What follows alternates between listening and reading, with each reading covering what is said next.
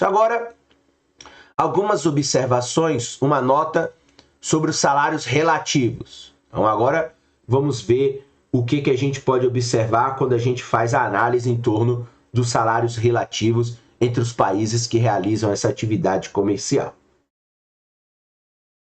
Discussões políticas do comércio internacional frequentemente enfocam também comparações de salários em diferentes países.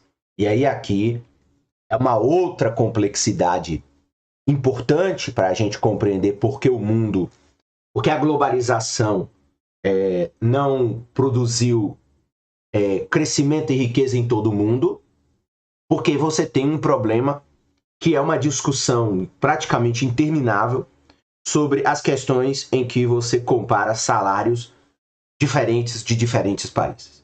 Por exemplo, adversários do comércio entre os Estados Unidos e o México muitas vezes enfatizam o ponto de que os trabalhadores no México são pagos apenas cerca de $6,50 por hora, em comparação com o salário de mais de $35 por hora para o trabalhador médio nos Estados Unidos. Então, a reclamação lá, por exemplo, dentro do próprio NAFTA, né, que é o Acordo de Livre Comércio da América do Norte, que envolve México, Canadá e Estados Unidos, que a gente já viu aí nos capítulos anteriores, uma dos problemas é esse: o trabalhador mexicano ganha bem menos que o trabalhador médio norte-americano. Nossa discussão sobre o comércio internacional até este ponto, ele não tem comparado explicitamente os salários nos dois países, mas é possível, no contexto de nosso exemplo numérico, determinar como se comparam as taxas de salários nos dois países. Então, veja que a gente aqui está adicionando mais um elemento. Então, se até o momento nós consideramos a nossa análise teórica aqui, a partir de apenas um fator de produção, que é a mão de obra, nós agora podemos também adicionar para questões de análise e de reflexão sobre o comportamento, portanto, dos países dentro do comércio internacional, por exemplo, no que eles vão querer se especializar, no que eles possuem a tal da vantagem comparativa, quando a gente também analisa as questões ligadas às taxas de salário dos países. Então veja, no nosso exemplo, uma vez que os países se especializaram, todos os trabalhadores da economia doméstica são empregados produzindo queijo. Considerando que se leva 1 hora de trabalho para produzir 1 quilo de queijo, os trabalhadores em economia doméstica ganham o valor de 1 quilo de queijo de trabalho por hora do seu trabalho. Então, 1 quilo de queijo, 1 hora de trabalho, é o equivalente à remuneração de maneira bem simples, mais uma vez, de maneira bem simplista, para ficar fácil a compreensão, seria o salário desse trabalhador. 1 quilo de queijo, 1 hora de trabalho, seria o equivalente ao salário desse trabalhador. Da mesma forma, os trabalhadores da economia estrangeira, eles produzem vinho. Mas veja, como eles levam agora 3 horas para produzir cada galão, significa então que eles ganham o valor de 1/3 de 1 galão de vinho por hora. Então, se eles levam 3 horas para produzir um galão de vinho, o preço do galão de vinho significa 1/3 por hora. Para converter esses números em dólares, precisamos saber os preços do queijo e os preços do vinho. Então vamos lá. Suponha que 1 quilo de queijo e 1 galão de vinho sejam vendidos os dois por $12. Então, vamos partir do pressuposto aqui já, para fins de análise, de que você tem aí 1 quilo de queijo, 1 galão de vinho tem o mesmo preço, $12. Então veja, os trabalhadores na economia doméstica, eles vão ganhar $12 por hora. Mas os trabalhadores da economia estrangeira que gastam 3 horas para produzir 1 galão de vinho a $12, vão ganhar o equivalente a $4 por hora. Por isso que desde o começo do exemplo, do exemplo da economia doméstica versus da economia estrangeira, eu sempre estou pontuando aqui, veja que não está no livro, eu sempre estou pontuando o fato de que, pela construção aqui dessa exemplificação, fica claro que a economia doméstica, digamos, é uma economia que se aproxima de uma economia mais rica, e essa economia estrangeira, digamos, é uma economia mais pobre. E isso agora, pelos salários, vão provar, ou seja, em uma economia você tem uma remuneração de 12 dólares a hora, e na outra você tem uma remuneração 1/3 pela hora. Então, o trabalhador doméstico ganha 12 por hora e o trabalhador estrangeiro ganha 4 por hora, portanto, salário menor. Então, veja, o salário relativo dos trabalhadores de um país é a quantidade que recebem por hora, em comparação com a quantidade que os trabalhadores em outro país recebem por hora. Então, o salário relativo dos trabalhadores de um país é a quantidade que eles recebem por hora em comparação com a quantidade que os trabalhadores em outro país recebem por hora. E veja, o salário relativo dos trabalhadores da economia doméstica, portanto, será de 3. Ok? Então, o salário relativo dos trabalhadores da economia doméstica, portanto, será de 3. A gente poderia dizer aqui, por exemplo, 3 vezes mais. Então, enquanto os caras da economia, os trabalhadores da economia estrangeira ganham 4 por hora, o da economia doméstica ganha 12 por hora. Então, claramente, o próprio salário revela a diferença produtiva, de produtividade de um país para o outro. Claramente, esse salário relativo não depende do preço de 1 quilo de queijo ser 12 ou 20, desde que um galão de vinho seja vendido pelo mesmo preço. Então, essa relação de 3, né, de 3 vezes, revela, portanto, que enquanto o preço do quilo do queijo e o preço do galão de vinho forem a mesma coisa, a relação vai ser essa relação.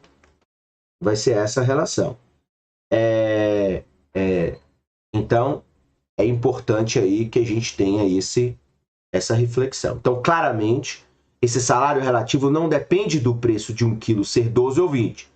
Depende, portanto, que o preço do galão de vinho seja igual para manter essa relação de preço entre os produtos. Então, você tem um preço relativo dos produtos e esse preço relativo dos produtos vai produzir salários relativos dos trabalhadores. Contanto que o preço relativo do queijo, o preço de 1 quilo de queijo dividido pelo preço de um galão seja de 1, os salários dos trabalhadores domésticos será 3 vezes o dos salários dos trabalhadores estrangeiros, aquilo que eu acabei de falar. Então veja, a relação vai começar o seguinte: o preço relativo do quilo de queijo e do galão de vinho tem que ser 1. Então eles são iguais. Então, se o quilo do queijo for 10 e o galão de vinho for 10, o preço relativo de 1. Se o preço do quilo de queijo for 20, galão de vinho for 20, preço relativo de 1. E dentro dessa exemplificação, se o preço relativo for de 1, o salário dos trabalhadores domésticos será 3 vezes o salário dos trabalhadores da economia estrangeira. Por quê? Porque os trabalhadores da economia estrangeira gastam 3 vezes mais tempo para produzir um produto com preço equivalente àquele que a economia doméstica gasta 1 hora. Então aqui também tem uma questão de produtividade, de, enfim, sofisticação tecnológica, equipamentos, maquinários, que um determinado país pode ter a mais, portanto ele produz um produto em menos tempo, e outro, digamos, teria técnicas mais rudimentares, e, portanto, fariam com que o preço desse produto, ou o tempo de produção desse produto, fosse maior, o que faz com que o rendimento médio por hora caia. Observe que essa taxa salarial situa-se, portanto, entre as proporções de produtividade dos dois países nas duas produções. Então, veja, na economia doméstica, a economia doméstica ela é 6 vezes mais produtiva que a economia estrangeira no queijo. Então, se lembre lá, né? A economia doméstica gasta 1 hora para produzir queijo e a economia estrangeira gasta 6 horas para produzir queijo. Então, 6 vezes mais produtiva na produção de queijo. Mas somente 1,5 vezes mais produtiva em vinho. E ela termina com uma taxa salarial 3 vezes mais alta do que a estrangeira. Então, digamos assim, ficou no meio. Então, assim, a economia doméstica ela é também mais produtiva em vinhos que a economia estrangeira. Mas aquela só é 1,5 vezes. No queijo, ela é 6 vezes.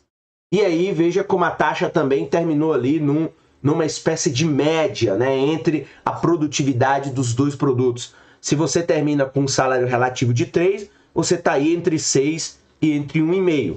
É precisamente porque o salário relativo fica entre as produtividades relativas que cada país acaba com uma vantagem de custo em uma mercadoria.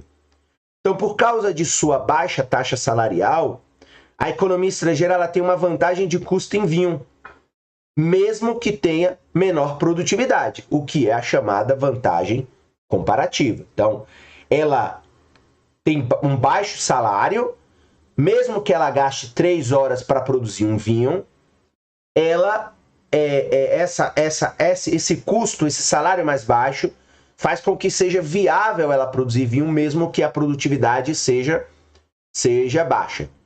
Então, por exemplo, se os trabalhadores na economia estrangeira ganhassem também 12 horas por hora, o galão de vinho custaria 12, 24, 36. Custaria 36 o preço e não 12. Por quê? Porque se eu ganho 12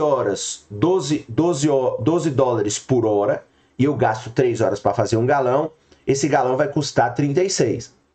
Mas o ganho, mesmo sem essa produtividade, mesmo sem uma produtividade melhor, a economia estrangeira tem vantagem na produção de vinho porque o custo do trabalho dela é baixo. Então é 4, 8, 12. Então o trabalhador vai ganhar menos para produzir um produto que vai valer 12 no final, equivalente ao queijo. Então, note a complexidade em torno dessa questão. Então, claramente, economias estrangeiras, como é o caso do exemplo, ou economias mais pobres, podem não ter a melhor produtividade, mas o produto passa a ser competitivo e ter vantagem porque o custo da mão de obra é baixo, e aí o produto torna-se barato. A economia doméstica, ela tem uma vantagem de custo em queijo, apesar de sua maior taxa salarial, porque o salário mais alto é mais do que compensado por sua produtividade. Então, aqui, na verdade, os autores já acrescentam um elemento de que produtividade maior pode permitir um salário maior. Então, a tese é como os trabalhadores da economia doméstica são muito produtivos na produção de queijo e produzem, ou seja, a produtividade é maior, eles podem ganhar um salário maior. E aí faz com que também seja competitivo, porque se na economia estrangeira eles produzirem queijo a 4 horas por hora, 6, 12, 18, 24. O queijo vai custar 24, porque você vai gastar 6, você vai gastar... 6, 12, 18... 24. Você vai gastar 24 porque 6 horas a 4 dólares a hora. Então você gastaria, ou seja, o queijo seria mais caro do que um trabalhador da economia doméstica produzindo um queijo por hora. Então, veja, salário mais alto, mas a competência, a produtividade 6 vezes maior, permite com que você possa produzir a um preço competitivo.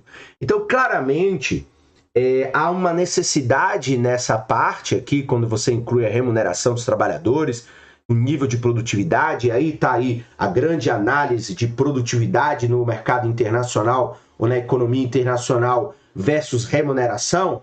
Então, essa hipótese aqui vai justificar o seguinte, olha, quando um trabalhador africano ganha pouco, ele ganha pouco porque ele é pouco produtivo.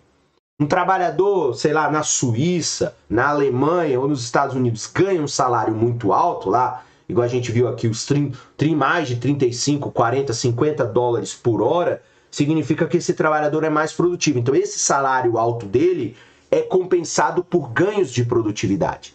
E aí, portanto, justifica o salário alto, assim como a baixa produtividade, tecnicamente também, teoricamente também, justifica a remuneração baixa, talvez, de um trabalhador africano, de um trabalhador brasileiro. Agora,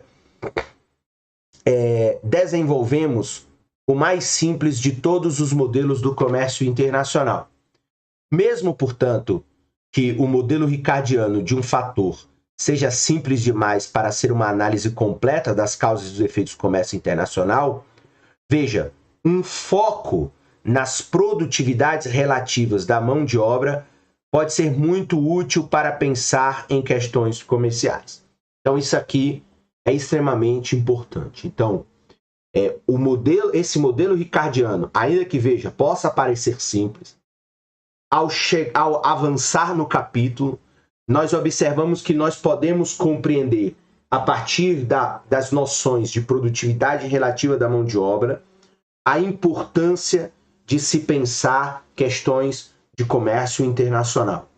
E aí veja a complexidade que o comércio internacional, na realidade, eles se encontram de empresas, né, utilizam, enfim, um planilhamento sofisticado para descobrir onde é melhor, onde é pior, de que forma eu posso produzir o meu produto no mercado internacional ou um próprio país, o que vale a pena importar, o que vale a pena exportar, de maneira que isso aqui lhe permite ter noções, enfim, interessantes de comércio internacional. Por isso que eu tenho frisado, né, desde o início do capítulo 1, o fato de que é muito importante que você sedimente essa parte 1 do livro, essa parte teórica, né, teoria do comércio internacional, porque mais à frente você vai ter elementos analíticos, elementos, enfim, argumentos para poder entender como funciona muitas das questões da realidade. Em particular, o modelo simples de um fator é apenas uma boa maneira de lidar com vários equívocos comuns sobre o significado da vantagem comparativa e a natureza dos ganhos de livre comércio. Então, esses equívocos aparecem tão frequentemente no debate público sobre a política econômica internacional e até mesmo nas demonstrações por aqueles que se consideram especialistas. E na próxima sessão, dedicaremos um tempo para discutir alguns dos equívocos mais comuns sobre a vantagem comparativa à luz de nosso modelo, que é esse modelo ricardiano, ok? Então, aqui nós temos aí mais algumas questões de análise importantes, tá bom? Antes da gente ir aqui para equívocos sobre a vantagem comparativa, vamos dar uma olhada aqui nesse box e ver o que os autores